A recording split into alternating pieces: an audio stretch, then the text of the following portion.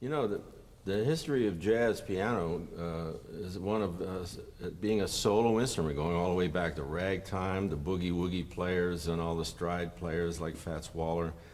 But in the 60s, when all of your contemporaries were deciding to hook up with bass players and drummers and start the concept of the trio, like Bill Evans and his contemporaries, you kind of went the other way, didn't you? Yeah, I did.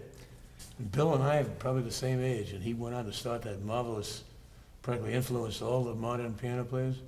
And during that time, I was going back and learning the Dixieland tunes with Bobby Hackett and Cuddy Cutshaw and Lou McGarity and Peanuts Hucko and people like that. Mm-hmm.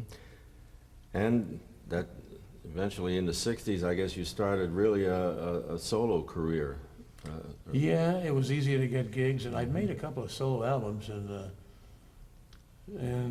that's how I make my living mostly. But I really enjoy working with bands, though, when I do, you know, small bands. Yeah.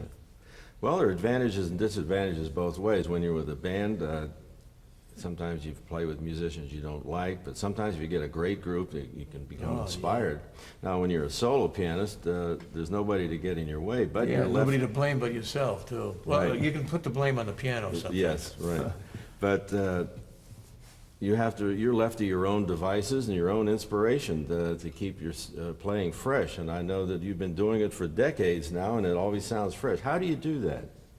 Well, I don't think it does sound fresh all the time, and sometimes it's just a job, and you know, sometimes people in certain clubs don't listen to you much, but that's okay with me too. At the Copley Plaza in Boston, that was they leave me alone, I let them alone. The people who wanted to hear me said, we don't like to hear you there because it wasn't a really noisy place, you know, but there was a lot of like transient people in for a drink because it was a beautiful, beautiful room. Mm-hmm.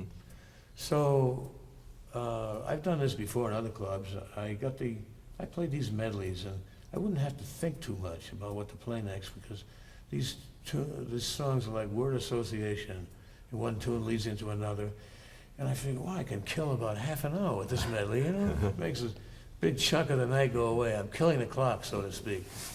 And that's how, but I use it now when I play a concert, because people seem to like them, and especially if they're older people. A lot of old songs that none of the other guys play. Mm-hmm. And they're good songs, too.